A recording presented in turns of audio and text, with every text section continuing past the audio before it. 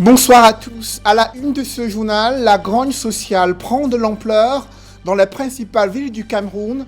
À Yaoundé, les multiples dénonciations des tripatouillages présumés n'ont rien changé au sort réservé aux instituteurs recalés lors d'un recrutement à la fonction publique. Pendant qu'ils durcissent le ton de leur grève à Yaoundé, d'autres Camerounais s'insurgent contre le non-paiement de leur salaire à l'entreprise KPMO, l'un des concessionnaires du terminal polyvalent au port autonome de Kribi. La direction générale mise en cause explique dans ce journal. Après de fortes pluies diluviennes dans la nuit de mardi à ce mercredi, un pont s'est affaissé dans un quartier de Douala, isolant ainsi ce quartier du reste de la ville. Pourtant, de nombreuses dénonciations ont été faites sur l'enclavement et le ravin qui expose les populations à de multiples dangers, mais rien n'a été fait jusqu'ici. On fait le point en ouverture de ce journal.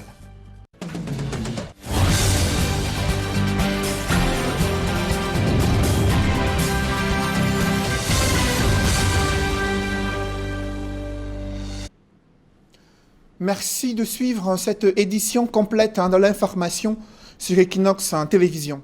Je vous le disais à l'instant, après de fortes pluies dans la nuit de mardi à ce mercredi, un pont s'est affaissé sous l'effet de l'érosion, isolant ainsi tout un quartier du reste de la ville de Douala, un enclavement auquel s'ajoutent des risques de boulement de terrain dénoncés depuis de nombreuses années, mais les autorités restent silencieuses. La scène se déroule au lieu dit Sodikombo, à PK13, dans une banlieue de la ville de Douala. Des précisions avec Steve Eboulet et Kediara. Au quartier Sodikombo, situé dans l'arrondissement de Douala 5e, un ravin menace dangereusement la tranquillité des riverains. Pourtant, il y a encore 6 mois, lors de notre dernière descente dans ce quartier, il était encore possible pour les engins à 2 roues et autres riverains de traverser tranquillement sur ce pont.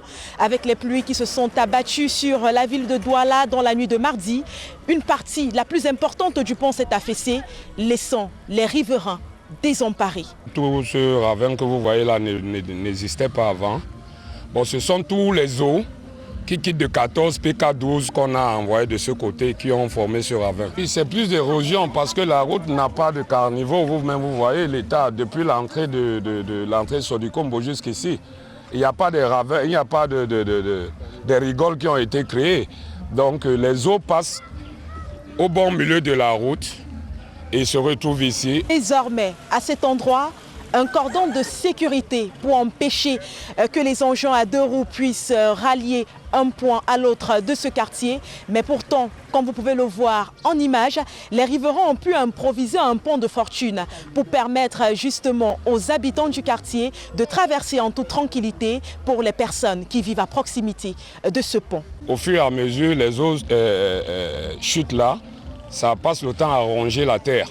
Ce qui fait qu'aujourd'hui, même les piétons ont du mal à joindre l'autre bout du quartier. Il va en profondeur et il est au moins à 11 km d'ici, puisqu'il quitte d'ici jusqu'au niveau de l'hôpital général.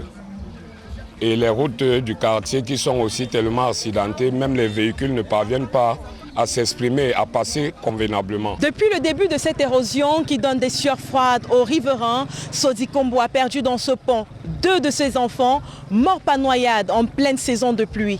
D'ailleurs, les riverains nous font comprendre qu'avec les pluies qui se sont abattues sur la ville de Douala ce mardi soir, 2 conducteurs de moto sont de nouveau tombés dans ce cours d'eau. Ils ont dû être repêchés de justesse. Il faut également préciser que depuis que cette érosion a été signalée, autorités administratives et politiques se relaient dans ce quartier. Désormais, les habitants sont fatigués de promesses. Ils attendent des solutions concrètes. Il y a déjà eu 2 corps dans ce quartier. J'étais parmi ceux qui ont repéré les corps dans ce ravin-ci. Ça fait des années, les choses ne font que s'empirer. Nous demandons à l'État, au gouvernement qui ne reste pas derrière leur bureau en veste. Même s'il y a un cas urgent ici maintenant, la personne risque de mourir parce qu'il n'y a pas de route pour pouvoir l'amener à l'hôpital. Alors tout ce que nous demandons, c'est que le gouvernement puisse faire des efforts et très rapidement même. Donc ce n'est plus une histoire de 6 mois. Nous demandons que dès maintenant ou dès demain même que les travaux commencent. Avec la peur au ventre, Dormant d'un seul œil, les habitants de Sodi-Kombo regardent la nuit tomber sur leur quartier avec cette fois le regard résolument tourné vers les autorités de la ville. Pour Equinox Télévision, depuis le quartier Sodi-Kombo, dans l'arrondissement de Douala 5e, nous sommes Séverin Chouban, Libéron Njomo et Kediaha. Dans la région du Sud, ça chauffe chez l'un des premiers concessionnaires du terminal polyvalent situé sur le port de Kribi. Les employés de KPMO ont pris d'assaut le siège de la direction générale en colère. Ils dénoncent des arriérés de salaire et s'offusquent de la cessation des activités programmées sur le terminal polyvalent. L'entreprise indexée s'explique dans le reportage que signe Joseph Abena. Vos esclaves, parce que vos enfants ne peuvent pas passer les nuits au port, dormir sur les bateaux, sur les morceaux de bois, pour avoir de l'argent. Vos enfants ne peuvent pas aller faire ça toute la nuit, tous les matins, sous la pluie, affamés. On nous embauche pour nous faire souffrir. Vos enfants ne peuvent pas, vos enfants sont dans des maisons climatisées. Qui sont depuis 2 ans. Nous on souffle toutes les nuits, tous les matins, pour aller vous donner l'argent, pour aller vous mettre remplir les poches. Mais pour payer cet argent, vous ne pouvez plus. C'est la colère ici, à la direction générale de Kribi Port Multiple Actors, KPMO. Les employés Docker crient leur ras-le-bol dans le paiement de leur salaire. Si nous sommes ici, ce n'est pas peut-être pour faire preuve de rébellion, c'est preuve de réclamation de droit. Bon, il est inadmissible qu'on peut avoir des navires en attente. Nous travaillons, nous nous battons, nous venons affamés. Nous travaillons parce que nous voulons tout simplement que la société prospère et avance. Mais en retour, nous avons quoi? En retour, nous n'avons pas d'argent. Eux, ils ont leur salaire. Eux, ils sont payés. Ils n'ont jamais eu d'avance de salaire. Ils ont leur salaire au complet. Et par contre, nous, si nous avons 4 navires, nous sommes payés par un navire. Et ça ne marche pas. Et les navires de combien? Je sais quoi, nous sommes payés en chiffre à 8 000 francs. À l'intérieur de l'administration, le directeur général s'est dit surpris de cette prise d'assaut de ses services. Il se trouve tout simplement qu'une rumeur insistante fait état de ce que KPMO arrêterait ses activités au 30 juin. Et cette rumeur est arrivée aux oreilles des dockers et ils sont venus réclamer le paiement des derniers navires sur lesquels ils ont travaillé. Nous sommes en train de traiter ces états de paye qui là seront entièrement payés au courant de cette semaine.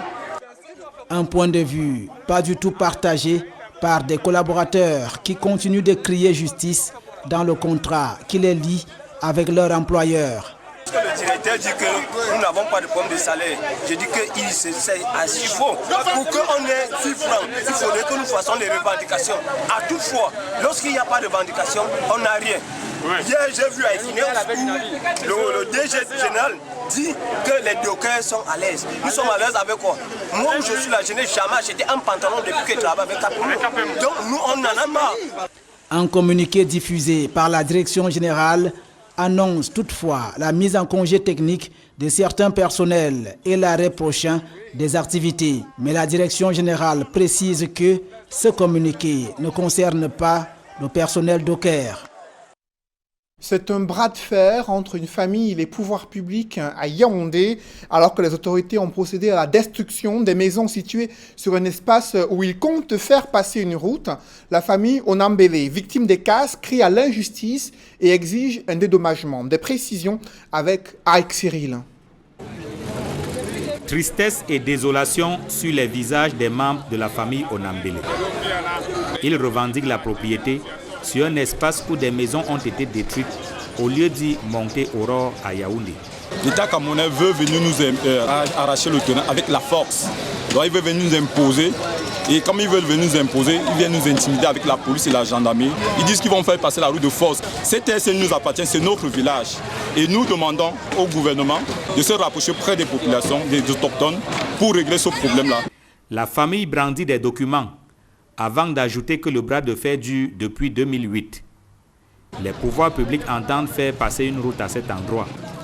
Le problème, c'est que les occupants ne sont pas dédommagés. Depuis 2008, nous avons subi des casses et nous avons demandé un dédommagement qui n'est jamais arrivé. Aujourd'hui, on se retrouve avec notre site qui est occupé, comme vous pouvez le constater là. On n'est pas contre le développement, mais on veut que ça se passe dans la légalité. Mais eux, ils amènent policiers, gendarmes, on ne sait pas ce qu'on a fait. Actuellement, nous, on demande que nous, le dérangement, ou bien nous, on va s'arrêter là, on meurt, et puis ils continuent avec le Cameroun. Nous tous, nous sommes Camerounais, personne n'est Camerounais plus que les autres. Désormais dans la rue, sans domicile fixe, la famille Onambele crie sa colère contre le gouvernement camerounais. Maintenant, on nous chasse encore. Pour aller où maintenant? On va aller où? Nous n'avons pas d'autre village. Nous n'avons pas où aller. Je vais me retrouver avec femmes, enfants, petits-enfants dans la rue. Pancarte à l'appui, la famille rappelle les nombreuses années de pression qu'elle a subies. Pas moins de 12 ans, qui planent comme une épée de Damoclès, tandis que l'espoir de toucher une indemnisation s'envole. Ils nous détruisent, ils ne nous montrent pas où aller, nous allons faire comment avec nos enfants, nous-mêmes. Nos petits-enfants. Il n'y a pas les moyens, rien. Ils ont cassé, ils n'ont même pas dédommagé. Les premières casses là, ils n'ont pas dédommagé. On est là comme ça. Le cri de détresse des membres de la famille Onambele est pourtant loin d'ébranler les pouvoirs publics qui ont déployé les forces de l'ordre sur les lieux afin d'éviter tout soulèvement. Une image désolante à Yaoundé, c'est celle des instituteurs assis à même le sol, signe de lassitude et d'exaspération devant ce qu'ils considèrent comme une injustice liée aux irrégularités ayant émaillé le recrutement de 3000 instituteurs à la fonction publique. La Recalé conteste la liste des lauréats. Malgré leur démonstration des tripatouillages présumés, leur cri de détresse n'a pas toujours été entendu et la grève, quant à elle, se poursuit. Nous y reviendrons. Au lendemain d'une vidéo devenue virale sur les réseaux sociaux mettant en exergue des manquements observés dans le traitement d'un corps Covid à l'hôpital de la CNPS à Yaoundé, le personnel soignant mis en cause a été suspendu. D'autres écopent d'une procédure disciplinaire.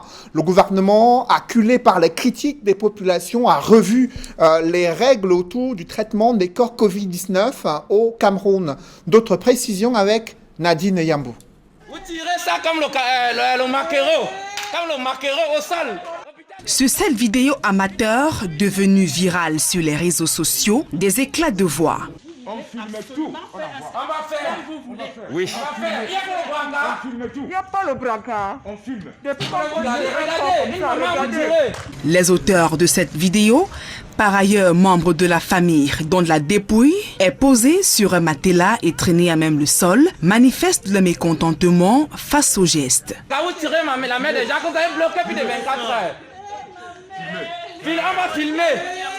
Vous tirez ça comme le maquereau. Comme le maquereau au sol. Les factures, c'est plus de 400 000. Où sont les factures? Donnez-moi les factures que vous avez payées. Quittez devant la porte, tombez notre corps. Faites comme vous voulez. On vous laisse avec. Vous allez enterrer. Cette scène à peine croyable se déroule à ciel ouvert au centre hospitalier des SOS à Yaoundé. Sur ce document attestant du genre de mort et délivré par cette structure sanitaire, l'on apprend que Dame Badiane Pauline est décédée le 10 juin 2020 des suites d'un arrêt cardiaque et pneumonie sévère. La famille de la défunte dénonce avec amertume une atteinte à l'intégrité du cadavre de leurs proches au sein d'une structure censée disposer du matériel approprié en pareilles circonstances. Il n'y a pas de brancard. C'est quel hôpital ça? Vous n'avez pas de brancard à l'hôpital de la caisse? Puis de 15 ans, vous tirez les mains des gens au sol. On voit ça, on va filmer. Nous allons filmer. Nous allons filmer. Informé de la situation, le directeur de la CNPS, sur la base des éléments fournis par le directeur de l'hôpital, condamne dans un premier temps l'attitude de ses agents, contraire selon lui aux prescriptions en vigueur en matière de gestion des corps. Dans un communiqué, Alain Olivier Monkolo Vando suspend de l'exercice de leurs fonctions le personnel soignant en service au moment des faits. Il indique par ailleurs qu'une procédure disciplinaire est en cours. Cet incident enregistré à l'hôpital de la CNPS de Yaoundé rappelle bien d'autres vécus dans plusieurs formations sanitaires publiques et même privées à travers le pays. Tout en dénonçant les faits de surenchère et les pratiques peu orthodoxes perpétrées dans certaines formations sanitaires, le ministre de la Santé publique procède à un allègement de certaines mesures de restriction imposées jusqu'ici en matière de gestion des corps Covid-19. Le docteur Manaouda Malachi indique que les corps seront désormais inhumés dans un délai de 48 heures au sein de la ville de survenance du décès, soit au domicile familial ou dans un cimetière public. Bien plus, la manipulation et l'inhumation des corps sont effectuées par une équipe qualifiée. Le corps est soit placé dans un cercueil hermétique zingué et fermé avec ou sans vitre encastrée, permettant ainsi à la famille de voir le visage du défunt. Des mesures qui permettront ainsi à plusieurs familles de rendre un vibrant hommage à leurs proches décédés des suites de coronavirus. Dans le cadre de l'initiative présidentielle visant à renforcer la riposte contre la pandémie du Covid-19, du matériel divers a été distribué aux communautés religieuses résidant à Yaoundé. Il s'agit des cartons de savon, des seaux de ménage, bidons lave-mains, masques et gel hydroalcoolique distribués par le ministre de l'administration territoriale à ces différentes communautés religieuses installées à Yaoundé. Compte rendu, Joël Essengue et Guizogo. Les obédiences religieuses à leur tour dotées en matériel anti-Covid-19. C'est l'exercice auquel vient de se livrer le ministre de l'administration territoriale qui a remis tour à tour les dons du chef de l'État à l'église catholique, à celle protestante et à la communauté musulmane. C'est dans une ambiance de piété à la cathédrale de Yaoundé, à la paroisse Marie-Gaucaire et à la mosquée centrale à la briqueterie que cette cérémonie en 3 temps s'est déroulée. Dieu, dont la miséricorde est sans mesure et la bonté inépuisable, nous te rendons grâce pour les dons que tu nous as faits. Fais que ces dons puissent porter les fruits escomptés, que les malades soient guéris et protégés. Avec ces gestes barrières respectés dans la discipline, nous invitons toutes les populations à être disciplinées sur cela, avec les prières et tout ce que les professionnels de la santé font. Nous allons vaincre cette bataille. Dieu nous donnera la victoire. C'est une fierté pour la communauté musulmane et en particulier la mosquée centrale de Yaoundé. On remercie le chef de l'État pour cette aide, pour cette donne qui vient d'arriver à un bon moment pour nous tous. Le ministre de l'administration territoriale se félicite de l'accompagnement des forces religieuses dans la mobilisation contre la Covid-19. Le chef de l'État a vu juste dès le départ et il a demandé à tous les Camerounais de constituer l'union sacrée pour combattre cette pandémie. Le chef de l'État apprécie la collaboration des autorités religieuses qui, au début de la pandémie, ont respecté toutes les mesures prises par le gouvernement. Les 3 courants religieux ont reçu des masques de protection, des seaux, des gels hydroalcooliques et du savon. Un appui qui vient s'ajouter aux efforts déjà entrepris au sein de ces communautés religieuses et qui font croire au gouvernement qu'au-delà de ceci, la dimension spirituelle est aussi importante. Au-delà de tout ce que nous faisons, prise de mesures, respect des mesures, engagement du personnel de la santé, la dimension spirituelle, c'est la volonté de Dieu.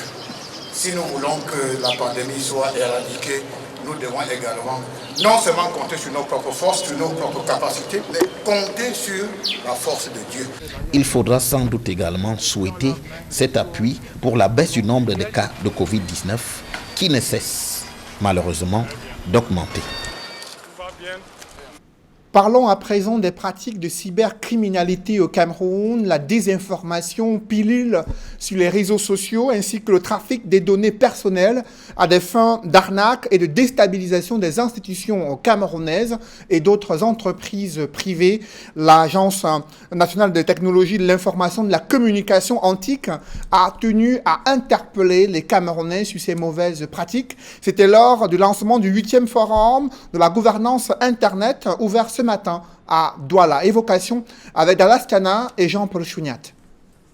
Avec un taux de pénétration de 30%, représentant 7 800 000 personnes connectées, De mauvaises pratiques autour de l'utilisation de l'Internet prennent de plus en plus corps dans les habitudes des Camerounais. La désinformation à la manipulation frauduleuse des données, les informaticiens en découvrent au quotidien, révèle l'Agence nationale de technologie de l'information et de la communication.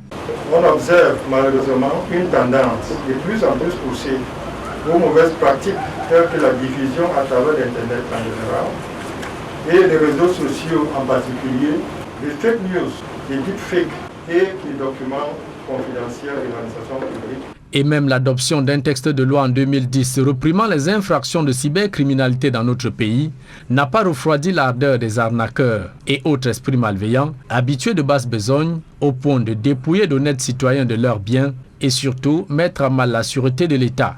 C'est la raison pour laquelle nous devons, plus que par le passé, encourager les internautes camerounais à un usage sain et sécurité de l'Internet afin d'en tirer une meilleure partie. Par 7 ans de confinement imposé par la pandémie du coronavirus, l'Antique rappelle aux internautes la nécessité de protéger leurs données dans un contexte caractérisé par le travail à distance via les nouvelles technologies de l'information et de la communication.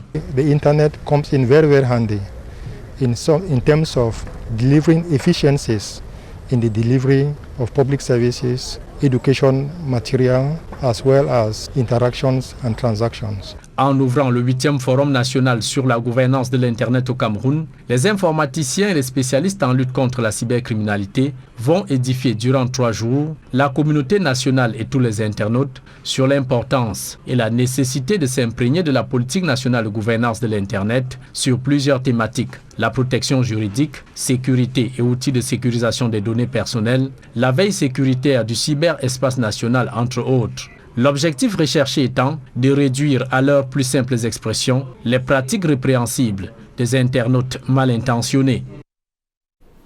Quelle est la situation sécuritaire, sanitaire et politique dans la région de l'Ouest? Une réunion administrative s'est tenue à Banjul afin d'évaluer la situation dans cette partie du Cameroun.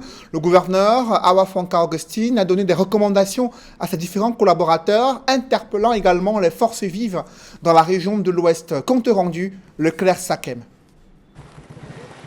2 points majeurs ont animé les débats de la réunion du comité de coordination administrative et de maintien de l'ordre du premier semestre 2020 tenu mardi dans la salle des actes de la commune de Petit Banjul. La pandémie à coronavirus et le décès du patriarche Victor Fotso. Pour ce qui est de la maladie à coronavirus, où l'Ouest garde sa 3e place du hit parade des régions les plus touchées au Cameroun, le gouverneur Awa Franka Augustine a ses quelques recommandations importantes. Les infections qui sont déjà au niveau des villages et des communautés, c'est le moment pour que les chefs puissent s'impliquer, pour que certaines traditions puissent être revues. Par exemple, insistance de prendre les corps, de voler les corps d'essais de suite de Covid, et on veut à tout prix amener dans les villages pour contaminer les autres. Les chefs traditionnels doit s'impliquer, travailler avec les autorités administratives et des forces de maintien de l'ordre pour mettre un terme.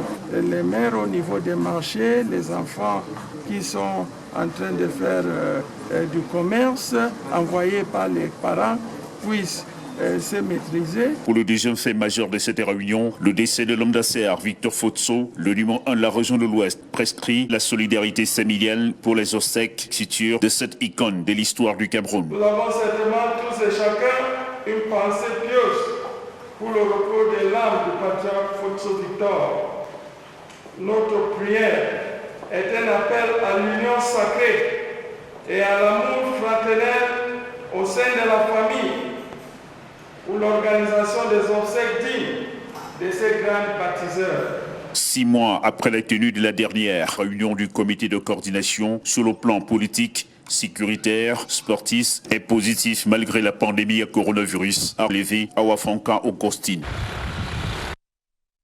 Dans l'escale internationale, le Mali, situé en Afrique de l'Ouest, toujours secoué par une crise politique et sécuritaire. Et également en Libye, la question de la stabilité de ce pays préoccupe la communauté internationale. On voit tout cela dans la mouture internationale signée avec Isabelle Carole Zoupet. Depuis plusieurs semaines, le Mali est secoué par un vaste mouvement de contestation. Des rencontres se sont multipliées à Bamako pour tenter d'apaiser la crise sociale et politique dans le pays. Le président malien a rencontré l'imam Diko, l'un des principaux leaders de la contestation, et mardi dernier, toutes les forces vives ont été convoquées au centre de congrès de Bamako. Une initiative à laquelle les leaders du M5 n'ont malheureusement pas répondu positivement. Une crise sociopolitique qui intervient dans le contexte particulier de la gestion de la crise sanitaire et des attaques djihadistes devenues récurrentes dans le pays. La dernière en date, celle qui s'est produite le week-end dernier dans le centre du pays. Des sources militaires déclarent qu'un détachement de 64 hommes a été pris pour cible par des groupes terroristes lourdement équipés. Le pire s'est produit lorsqu'une bombe artisanale a explosé au passage du convoi militaire, faisant 24 morts au sein de l'armée. Une situation politique et sécuritaire qui n'est pas loin de celle vécue en Libye. La Libye qui ne cesse d'être le théâtre de conflits intercommunautaires exacerbés par l'intervention des puissances étrangères. Avec la prise de Tripoli par les forces armées du gouvernement d'union nationale, c'est la France qui est montée au créneau pour dénoncer les actions du régime turc de Recep Tayyip Erdogan dans la région. Emmanuel Macron s'est entretenu sur cette question avec le président Donald Trump et dans les semaines à venir, des échanges auront lieu avec différents partenaires de l'OTAN engagés sur place. Revenons sur cette image désolante, je vous le disais en début de journal, c'est celle des instituteurs assis à même le sol à Yaoundé, signe de lassitude et d'exaspération devant ce qu'ils considèrent comme une injustice liée aux multiples tripatouillages et irrégularités criardes ayant émaillé le recrutement de 3000 enseignants à la fonction publique. La Recalée conteste la liste définitive des lauréats. Malgré leur démonstration des tripatouillages présumés, rien n'a changé sur leur sort. Ils entendent durcir le ton. Ils l'ont fait savoir dans ce reportage signé Joël Essengue et Guy Zogo. Après la publication de la liste des 3000 instituteurs retenus par le ministère de l'Éducation de base récemment, le mécontentement des Recalés ne retombe pas. Ils ont à nouveau battu le pavé à Yaoundé en protestant dans l'enceinte même du ministère de l'Éducation de base. C'est une revendication pacifique à l'égard du ministre suite aux multiples lettres que nous lui avons adressées et qui sont restées lettres mortes jusqu'à aujourd'hui. Notre collectif est constitué essentiellement des instituteurs titulaires des anciens KPM et ceux dont l'âge se rapproche effectivement de 40 ans. Parmi nous, il y a ceux qui ont 41 ans, c'est-à-dire ils n'ont plus l'âge pour pouvoir postuler à un éventuel recrutement. Parmi les griefs que ce collectif des instituteurs indignés formule contre le ministre de l'Éducation de base, il y a le reniement des règles édictées par ce dernier dans le cadre de ce recrutement. Au lendemain des résultats publiés par le ministre, nous avons constaté tellement d'incongruités dans ces résultats. Les critères qu'il avait lui-même définis n'ont pas été respectés. Les critères phares tels que le critère de l'ancienneté du KPM et celui de l'âge proche de 40 ans. Courroucé d'avoir adressé 3 correspondances au ministre de l'Éducation de base, lesquelles sont restées sans réponse, les instituteurs indignés entendent désormais avoir une discussion directe avec le membre du gouvernement. Nous sommes là pour que nous puissions discuter ensemble et essayer de trouver une solution face à cette situation. Je crois que dans notre pays, nous voulons essentiellement valoriser ce qui est juste. Et nous ne saurons tolérer ces incongruités, cette injustice prospérer, parce que ça fait déjà de trop. Ça, c'est la goutte d'eau qui a débordé le vase. Pour sa part, face à ces critiques, le professeur Laurent Serge Toundingwa avait indiqué qu'un nouveau recrutement de 3000 instituteurs était lancé, ce qui visiblement ne parvient pas à calmer la colère des Recalés. C'est une bouffée d'oxygène supplémentaire pour des hôpitaux engagés dans la lutte et la riposte contre la pandémie du coronavirus. Ils ont encore reçu du matériel paramédical évalué à plusieurs centaines de millions de francs CFA. C'est un nouveau don du groupe Kadi distribué lors d'une caravane conduite par les représentants de la fondation Fatoula Kadi de Fotso. Après un soutien apporté aux hôpitaux publics et hôpitaux confessionnels, le groupe Kadi a étendu son action à la région de l'Est. Reportage. La caravane de distribution du matériel paramédical aux formations sanitaires du Cameroun continue. La procession s'est arrêtée pour la deuxième fois à l'archidiocèse de Douala, à l'hôpital gynéco-obstétrique et pédiatrique de Douala et a étendu son rayon d'action à l'est du Cameroun en passant par l'hôpital régional de Bertoua. À leur retour de Bertoua, les membres de la fondation Fouatoula Kadji-Defosso se sont également arrêtés à l'hôpital protestant de Djongolo à Yaoundé pour apporter le soutien du groupe Kadji à cet établissement hospitalier. Pour la deuxième fois en moins d'un mois, la fondation vient d'octroyer un matériel d'une importance capitale à l'archidiocèse de Douala. 10 000 masques chirurgicaux et 1000 tests de dépistage rapide contre la Covid-19 ont été remis à Monseigneur Samuel Cléda, qui n'a pas caché son émotion. C'est le deuxième don qu'il nous apporte. Alors c'est l'occasion pour moi d'exprimer au groupe Kadji ma sincère reconnaissance pour cet appui que le groupe nous apporte pour lutter contre le coronavirus. Après cette visite à l'archevêque métropolitain de Douala, le stop s'est fait à l'hôpital gynéco-obstétrique et pédiatrique de Douala, qui reçoit 10 000 masques chirurgicaux et 1000 tests de dépistage rapide pour renforcer son système de lutte contre la pandémie. Nous sommes très contents de recevoir ce don une seconde fois qui nous apporte un soutien considérable dans cette pandémie. Il faut qu'on se batte au quotidien et nous avons besoin de soutien des entreprises citoyennes comme les vôtres pour aider le gouvernement dans cette bataille qui n'est pas facile. Et merci d'être là et ça nous va droit au cœur. À Yaoundé, c'est le personnel de l'hôpital protestant de Djongolo qui en est cette fois-ci le bénéficiaire. En effet, il a reçu un extracteur d'oxygène, 10 000 masques chirurgicaux et des centaines de packs d'eau minérale Madiba pour aider cette formation sanitaire à lutter contre la Covid-19, mais aussi pour accueillir les malades qui viennent pour d'autres pathologies. Nous sommes très heureux de recevoir de ce don, cet important don de la fondation Fouatoula Kadji-Defosso, parce que vous savez, nous sommes en guerre contre un ennemi invisible qui est le Covid-19. Donc nous ne pouvons que dire merci une fois de plus pour cet important don. Après la région du centre, c'est la région de l'Est Cameroun qui reçoit les représentants de la fondation Fouatoula Kadji-Defosso. L'hôpital régional de Bertoua reçoit pour renforcer son système de défense contre la pandémie 2 concentrateurs d'oxygène, 300 kits de dépistage rapide, 2000 masques chirurgicaux et une centaine de packs d'eau minérale de la marque Madiba. La fondation Kadji-Defosso est très appréciée de l'hôpital régional de Bertoua parce que vous comprendrez très bien que ces masques sont très utiles quant à la protection non seulement du personnel mais également des patients que nous recevons. Et pour ce qui est des extracteurs d'oxygène, ils nous serviront lorsque nous recevrons des patients en détresse respiratoire. Ce matériel paramédical offert par le groupe Kadji apportera une fois de plus la bouffée d'oxygène nécessaire à ces différentes structures sanitaires en cette période où la pandémie dite du Covid-19 est toujours présente.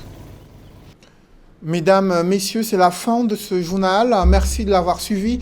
Juste après cette édition de 20h, retrouvez Serge Alain Autou et ses invités pour le débrief du journal sur le plateau d'Equinox Soir. Serge Alain. Gestion des corps de Covid-19, le débat continue d'enfler. Vous avez vu cette vidéo devenue virale sur les réseaux sociaux, une scène qui s'est déroulée dans un hôpital de la CNPS à Yaoundé, là où une famille a critiqué la gestion et le traitement du corps de l'un des membres de la famille décédé des suites de Covid-19. Ils se sont plaints de voir le corps de leurs parents être traîné à même le sol. Et après cette vidéo devenue virale, le directeur général de la CNPS a condamné de tels actes, suspendant certains personnels et engageant une procédure disciplinaire à l'encontre d'autres personnels. Le ministre de la Santé publique, lui aussi, s'est exprimé à propos de ces surenchères observées autour du traitement des corps Covid-19, indiquant que les familles désormais peuvent avoir accès au corps à condition de respecter un certain nombre de règles. Cependant, il faut le préciser, ces corps Covid-19 doivent être enterrés dans les villes où est survenu le décès de cette personne. Voilà des instituteurs indignés chez Laurent Serge et Tundingwa. Ils continuent de manifester contre leur exclusion de la première phase de recrutement de près de 3000 enseignants au ministère de l'Éducation de base. Le ministre Laurent Serge et Tundingwa avait fait savoir que ce sont ceux qui étaient près de l'âge limite de recrutement qui seraient privilégiés. À la grande surprise de certains d'entre eux, ils estiment qu'il y a eu des tripatouillages dans le processus de recrutement au ministère de l'Éducation de base. Ils manifestent depuis plusieurs jours. Aux dernières nouvelles, des tractations seraient en cours afin de désamorcer cette grève qui se durcit au fil des jours. Voilà, madame, monsieur, c'est donc l'essentiel et qu'il en soit deuxième partie. Bonne soirée à vous, Cédric. Bonne soirée à vous, Serge. Rendez-vous demain. 20h. Madame, monsieur.